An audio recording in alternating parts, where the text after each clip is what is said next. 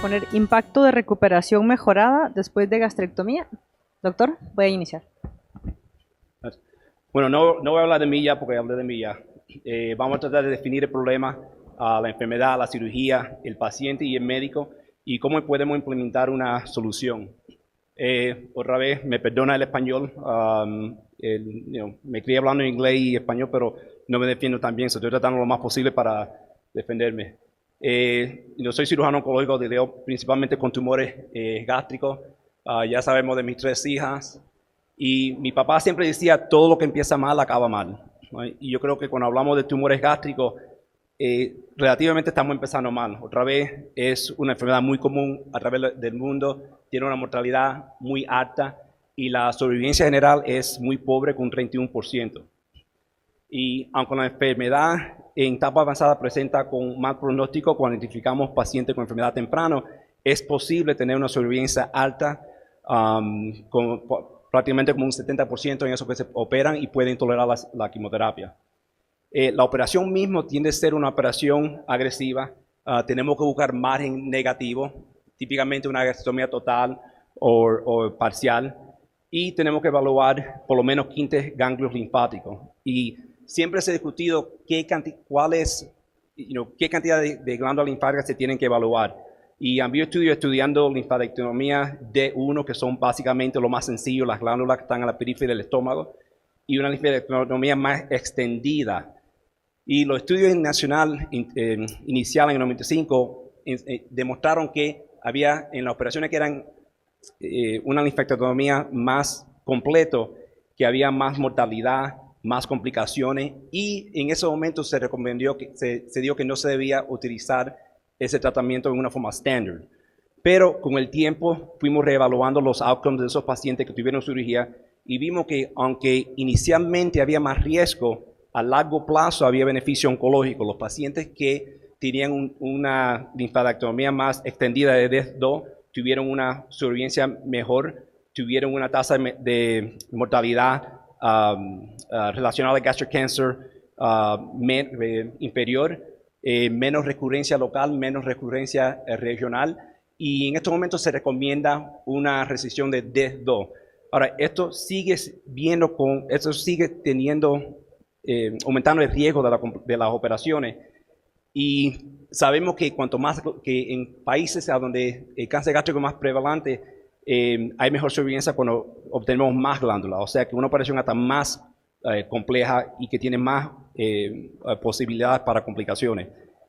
Hay muchos factores en los pacientes que pueden aumentar el riesgo de la operación, generalmente pacientes que son de edad avanzada, a veces obesos, otros problemas médicos como presión alta, diabetes, y en lo que somos nosotros hay habilidades que varían, volumen que varía, la experiencia también cuenta mucho en lo que son las complicaciones.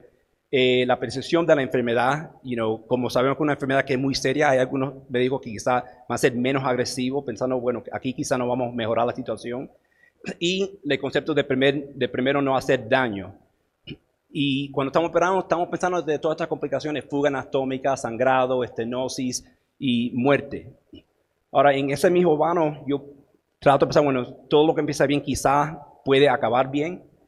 ¿Y qué es cómo empezamos bien? Empezamos bien por el paciente sobreviviendo la operación, una operación adecuada oncológica, una recuperación rápida, una estancia al hospital breve y poder llegar a tener quimioterapia después de la operación. Y algo que yo he estado estudiando es este concepto de resultado oncológico del libro de texto, que es básicamente qué sucede cuando hay una experiencia perfecta postoperatoria. O sea que el paciente se operó, todo le fue bien, no tuvo un ingreso largo, los márgenes fueron negativos, las glándulas se sacaron apropiadamente, y uno de mis residentes hizo un estudio conmigo evaluando la información del el NCDB Database, que es un database en los Estados Unidos que colecta 70% de todos los informes de tratamiento de cáncer a través de los Estados Unidos. Y vimos que sobre 17,000 pacientes, solamente un 57% de los pacientes después de cirugía pudieron regresar a la quimioterapia, un 67% tuvieron un ingreso corto en el hospital, menos del 50% de los pacientes tuvieron una linfadectomía adecuada y el porcentaje de pacientes que técnicamente, de acuerdo a esta criteria, tuvieron un perioperatorio perfecto fue solamente un 22%. Y de esto queríamos ver, bueno, los pacientes que tuvieron un perioperitorio perfecto, ¿le fueron mejor o les fue igual a los que no lo tuvieron? Y lo que vimos fue que si esta métrica se alcanzaba, los pacientes tienen una media sobrevivencia de 80 meses comparado a los que no obtenieron este criterio, que tuvieron 35 meses. Y la probabilidad de sobrevivencia a 12 meses en el grupo que pudo lograr esta métrica fue 92% comparado al 77%. Interesantemente, fuimos evaluando el porcentaje de pacientes a través de los años del 2004 al 2016 que obtenieron esta métrica y la mortalidad, y vimos que en lo que esta métrica subía, la mortalidad bajaba. De aquí vamos a hablar referente a los protocolos de recuperación mejorada después de cirugía. El primer protocolo se identificó en 1999, que fue para pacientes de cáncer de colon, y el primer protocolo específico a gastrectomía fue en el 2014, y aquí empezamos a combinar los conceptos de nutrición, en qué forma se hace la operación, anestesia regional, si se usan drenaje o no se usan drenaje, y la nutrición postoperatoria. Y vengo a este slide de nuevo para demostrar que en el 2014 vimos que de repente el RLT subió y hubo una decaída rápida de mortalidad. Y no creo que fue coincidencia que en 2014 fue precisamente el año donde empezamos a utilizar estos protocolos. Hay un componente que es preoperatorio, uno que es intraoperatorio, otro que es postoperatorio.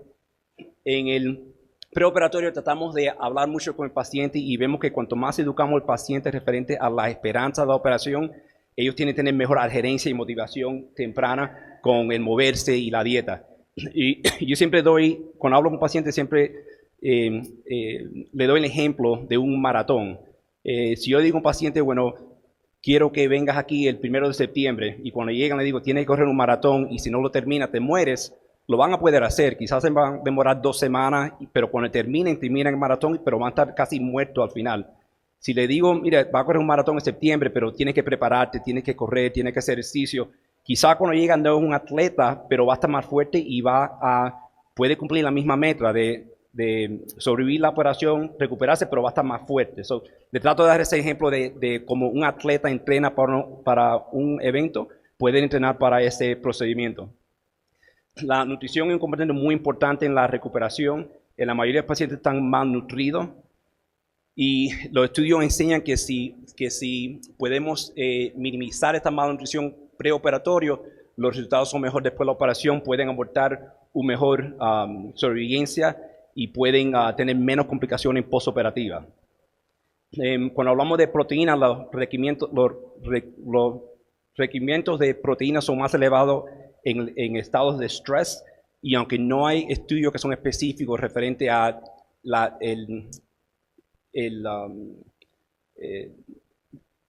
cantidad exacta de proteína que se necesita en preparación para cirugía, generalmente se considera que es 1.2 a 1.5 gramos de proteína por kilogramos al día. En lo que es la nutrición, también hablamos de nutrición inmunomodulatora, que apoyan la respuesta inmunológica fisiológica del paciente. Y aquí también han hecho estudios donde pacientes les dan suplementos que ayudan a mejorar el nivel de infección postoperatorio y también disminuir la duración de la respuesta inflamatoria postoperatoria. Y ha visto muchos metanálisis también que comprueban que si podemos mejorar esta alimentación preoperatoria, podemos menos infecciones y minimizar la duración de estancia. Típicamente hablamos de ayuno preoperatoria y eso ya se ha dejado mucho. La idea era que podemos limitar la posibilidad de aspiración, pero hoy en día tratamos de dar carbohidratos la noche anterior de la operación y la mañana, sabiendo que si nos mantenemos en ayuna, el paciente está entrando a la operación en un estado catabólico que también puede hacer más lenta la recuperación. Entonces, nosotros típicamente, si alguien está considerado con malnutrición, hacemos un referido a nutritionists para que lo empiecen a preparar. Todos los pacientes recomendamos que ingeste un carbohidrato la noche antes de la cirugía, la mañana de la cirugía. Recomendamos una dieta alta en proteína y usamos suplementos immunomodulators 7 días antes de la operación y 7 días en el postoperatorio. La dieta que recomendamos en el postoperatorio sigue siendo alta proteína y como dije, continuamos este suplemento de immunomodulator 7 días después de la operación. Y si vemos que los pacientes no están llegando a su meta de nutrición, entonces damos TPN, alimentación intravenosa, o si fue un paciente que fue malnutrido, que dejamos una feeding tube, usamos eso para suplementar después de la operación. Hablamos mucho de la prehabilitación. Tenemos programas donde hay terapistas que van a la casa del paciente o van a un gimnasio del hospital. Hablamos de cambio de estilo de vida, de parar de fumar, dejar alcohol, meditación, oración.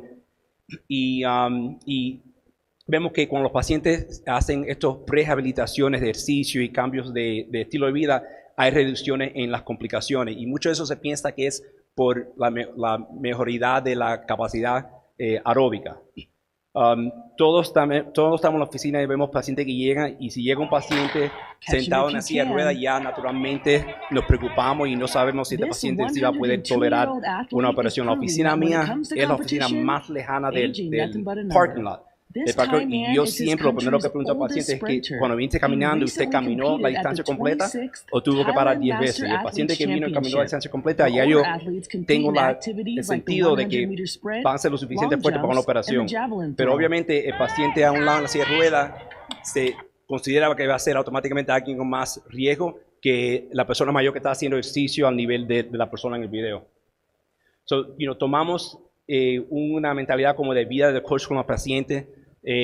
Todos los pacientes ven a medicina integrativa que ayuda a optimizar su salud pre y postoperatoria.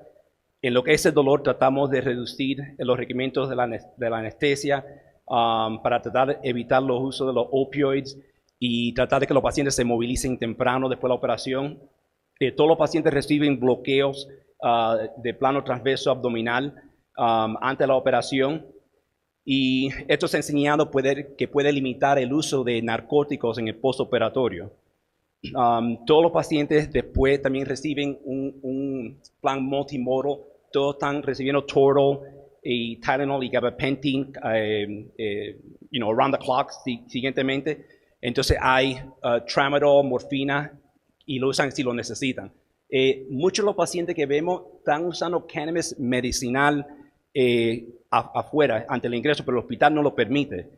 Y interesantemente, algo que los pacientes preguntan frecuentemente si pueden usar su medicamento en el hospital. Por ahora no se puede, pero estamos tratando de establecer un protocolo donde si usted lo está usando para ansiedad, o dolor o espasmos, que puedan continuarlo dentro del hospital.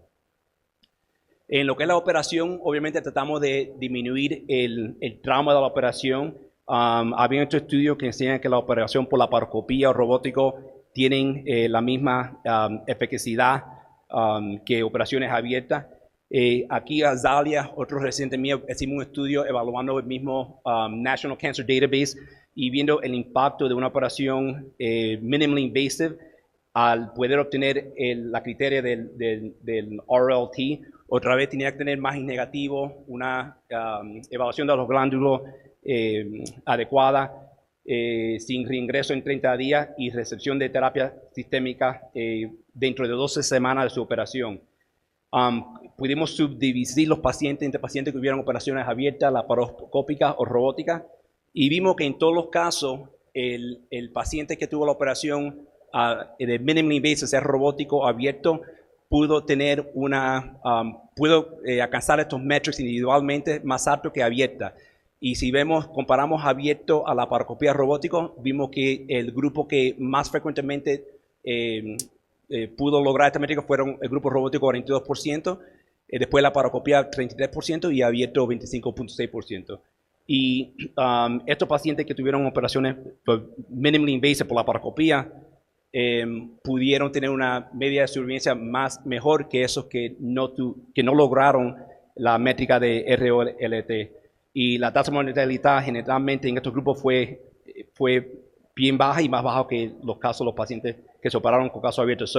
Tratamos lo más posible de aplicar cirugía robótica o por la laparoscopía con el intento de aumentar la posibilidad de que los pacientes tengan una experiencia de RLT después de la operación. En conclusión, todo lo que empieza mal no tiene que terminar mal y la utilización de estos protocolos ayuda a mejorar los resultados de corto y largo plazo después de gastrectomía. Gracias.